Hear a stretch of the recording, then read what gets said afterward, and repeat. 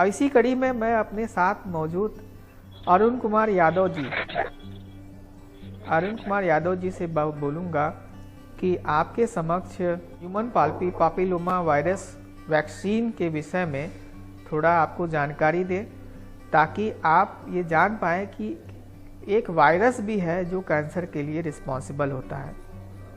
इसीलिए मैं अरुण कुमार जी से कहूँगा कि रिक्वेस्ट करता हूँ कि आप कृपया आएँ और हमारे साथ मौजूद सभी भाई बहनों को आप जागरूक करें इस वायरस और वैक्सीन के विषय में।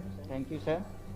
जैसा कि मेरा आज का टॉपिक है एचपीवी, और सबसे पहले मैं ये बता देना चाहता हूँ कि एचपीवी होता क्या है। एचपीवी जैसा नाम से ही प्रतीत होता है, ह्यूमन पैपिलोमा वायरस, जो कि सर्वरिक कैंसर के लिए उत्तरदायी होता है। जीवन के अधिकांश लोगों को जीवन में किसी भी समय इस वायरस से प्रभावित होते हैं और कुछ महीने में अपने आप भी ठीक हो जाते हैं, और कुछ ऐसे वायरस होते हैं जो कैंसर के लिए भी उत्तरदायी हो जाते हैं। तो मैं सबसे पहले बताना चाहूँगा कि तो एचपीवी के बारे में जैसे कि होता क्या है कि अभी मैम ने भी बताया और सर भी यहाँ पे लोगों ने अपने अपने विचार रखे हैं, Saurabh sir, Swati ma'am, Sanju sir और शिव प्रकाश सर। और स्वाति मैम ने यहाँ पे सर्वाइकल कैंसर के बारे में भी बताया थोड़ा बहुत उसके बारे में कि इस टाइप के कैंसर होते हैं।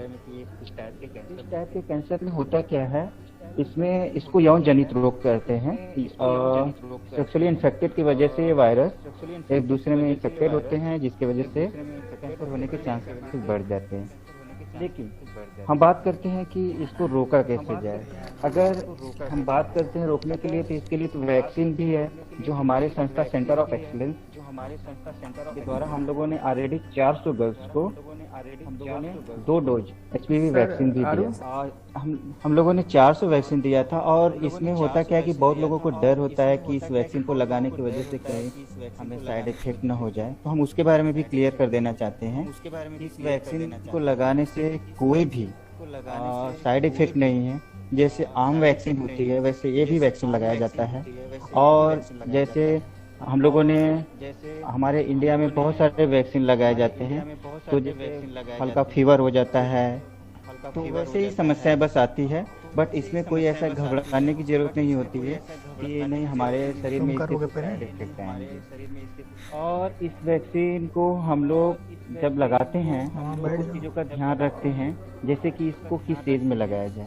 गवर्नमेंट ने इसको 9 से लेकर 26 साल के जो एडोलसेंट गर्ल्स प्लस यूथ होते हैं उनको लगाने के लिए फ्री कुछ निःशुल्क भी देते हैं। बट हमारे संस्था में जो लगाया गया है 9 से लेकर जो 14 साल की गर्ल्स होती हैं उनको लगाया जाता है। क्यों लगाया जाता है? लोग बोलेंगे कि 26 साल वालों को क्यों नहीं देते हैं? क्योंकि जो 9 साल के 14 साल की जो गर्ल्स होती हैं उनको लगाने के वजह से 10 साल बाद इसमें एंटीबॉडीज डेवलप हो जाती है, जिससे इस सर्वाइकल कैंसर से प्रिवेंट करने में काफ़ी मदद मिलता है। लेकिन इस और जो 26 साल के अगर हमारे पास कोई आता है, अगर हम उसको लगाने की वो लगा सकते हैं, बट सेक्सुअली इन्फेक्टेड की वजह से उतना प्रभावी नहीं हो सकता। अब हम बात करते हैं कि इस कैंसर को अगर वैक्सीन ही क्यों लगा देने से क्या सही हो सकता है, बट ऐसा नहीं है। बीच में हमें स्क्रीनिंग भी कराना चाहिए, और क्योंकि इसमें जो स्क्रीनिंग की हम बात करते हैं, कुछ डेटाज हैं हमारे पास। अगर स्क्रीनिंग के बिना जो हमारे इंडिया में जो डेटा है, हर 90 महिलाओं में से एक को एचपीवी कैंसर से वो ग्रसित हो सकती है। बट अगर हम 3 साल पे अगर इसकी स्क्रीनिंग कराएं, जैसे पैप टेस्ट होता है, अगर वो कराएं तो 570 महिलाओं में से ओनली एक को ये रोग हो सकता है। तो स्क्रीनिंग कराने के बहुत फायदे हैं। और दूसरी, हर 200 विदाउट स्क्रीनिंग के 200 महिलाओं में से एक की मृत्यु डेथ हो जाती है। बट अगर स्क्रीनिंग कराते रहे 3 साल में तो 1280 महिलाओं में से ओनली एक की मृत्यु। तो हमें बीच बीच में इसका स्क्रीनिंग भी कराते रहना चाहिए, और इस वैक्सीन को कोशिश करना चाहिए कि लोगों को जागरूकता लाएं और इस वैक्सीन को लगाते रहें। और कोई भी अगर प्रॉब्लम्स होती हैं, जैसे इससे रिलेटेड कोई जानकारी चाहिए, तो आप हमारे संस्था के सेंटर ऑफ एक्सीलेंस और हेल्थ सोसाइटी से आप संपर्क कर सकते हैं, जिससे आपको इसके बारे में अधिक से अधिक जानकारी मिल सके। सर, अगर कोई क्वेश्चन हो तो आप पूछ सकते हैं। थैंक यू अरुण जी, आपने हमारे जितने भी भाई बहन हैं और जो लोग जुड़े हुए हैं उन सभी को आपने बहुत अच्छे से जानकारी दी। ये जो वायरस है जिससे कैंसर हो रहा है, स्पेशली इस तरीके का कैंसर, उसमें आपने सभी लोगों को बताया कि किस प्रकार से वैक्सीन की मदद से हम लोग इस बीमारी से बच सकते हैं। और हमारी संस्था और adolescent centre for adolescent health clinic की तरफ से भी सपोर्ट मिल सकती है सारे स्टूडेंट्स को, एडोलसेंट्स को, काउंसलिंग और इंक्लूडिंग हेल्थ और फिज़िकल हेल्थ से रिलेटेड चीज़ों को। आपने बहुत अच्छी बात बताई, इसके लिए मैं आपको थैंक यू कहूँगा। और मैं चाहूँगा कि आगे भी आप ऐसे ही जुड़े रहें हमारी संस्था से।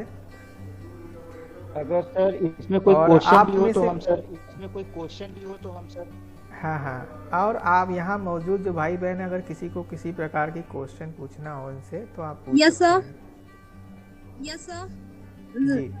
Sir, I am Shalini for Banaras Hindu University Psychology Department student हूँ। सर, एक क्वेश्चन था मेरा कि सर जैसे कि किसी का जेनेटिक, जो आजकल तक कैंसर जेनेटिक हो सकता है ना? जी, देखिए एक्चुअली मैं बता दूं, अरुण जी भी बता, आप पहले अरुण जी आप बताइए इनको, इनकी समस्या का समाधान करिए। सर क्वेश्चन जी शालिनी जी पूछे क्या क्वेश्चन, और उसको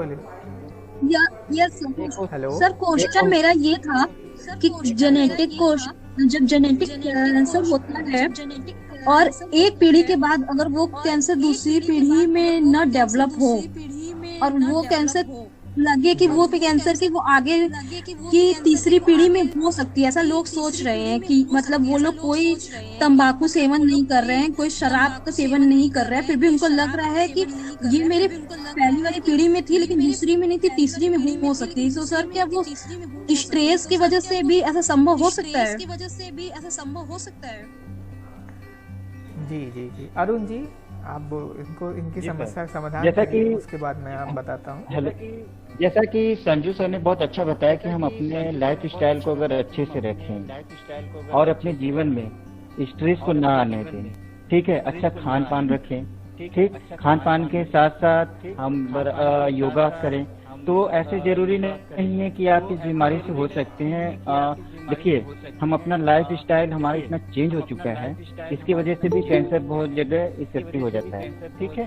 तो हमें कोशिश करना चाहिए कि स्ट्रेस के बारे में तो हमारे शिव प्रकाश सर काफी अच्छे से बताएंगे, मेंटल हेल्थ के बारे में, लाइफ स्टाइल के बारे में भी संजू सर ने अभी आपको बहुत अच्छे से बताया। तो अपनी लाइफ स्टाइल को अच्छे से रख रहे हैं तो हमें लग रहा है कि आप इस बीमारी से जो मनोवैज्ञानिक प्रेशर आपके ऊपर बनेगा या सपोज जो इस रोग से ग्रसित तो काफी मदद मिलेगी।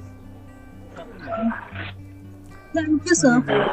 शालिनी जी, आपके क्वेश्चन का जवाब मैं आपको अगर इसी में देना चाहता हूँ कि देखिए, जो भी समस्याएं हैं जेनेटिक तौर पे अगर देखा जाए तो हमारा जो सेल होता है, जो हमारी अगली पीढ़ी में जा रही है, जो सेल में ही जीन होते हैं, जीन में जो जीव कोष होते हैं उसमें क्या होता है कि वो कैंसर के जो जीन होते हैं वो मौजूद होते हैं, जो कि आगे आने वाली पीढ़ियों में ट्रांसफ़र होते हैं थ्रू जनरेशन। लेकिन होता यह है कि एक जनरेशन से ख़त्म होने पर दूसरे जनरेशन में ज़रूरी नहीं कि हो, लेकिन कई बार देखा गया है कि तनावपूर्ण जीवन जिनका होता है, जिनके यहाँ विशेष प्रकार से देखा जाए विभिन्न प्रकार की मनोसामाजिक समस्याओं का सामना वो कर रहे होते हैं, इसके साथ साथ खान पान और देखा जाए उनका जो दैनिक दिनचर्या, जिसे हम लोग लाइफ स्टाइल जो हम लोग कह सकते हैं, उनका जो इनका गलत होता है, उसके साथ साथ वो स्मोकिंग, अल्कोहल जैसी समस्या ले रहे हैं, चीज़ों को ले रहे हैं। तो ऐसी स्थिति में जो कारण पहले जो जेनेटिक था ही उनके शरीर में, अब उसको मौका मिल गया कि वह एक बीमारी के रूप में आपके सामने मौजूद हो पाए। इस वजह से देखा जाता है कि एक पीढ़ी में से दूसरी पीढ़ी में जब ये बीमारी ट्रांसफ़र होती है तो वहाँ पे जब उससे रिलेटेड कोई फैक्टर मौजूद होगा और वो प्रभावी ढंग से कार्य करेगा, तो कैंसर सेल जो हमारे बॉडी में मौजूद होते हैं उनको अवसर मिल जाता है कैंसर का रूप धारण करने में। आशा करते हैं कि इसका जवाब आपको मिल चुका होगा। इसलिए चाहेंगे कि तनाव को कोशिश करिए अपने से दूर रखिए और गलत जो आदतें होती हैं उनसे हमें कोशिश करके दूर रहना चाहिए। जी सर।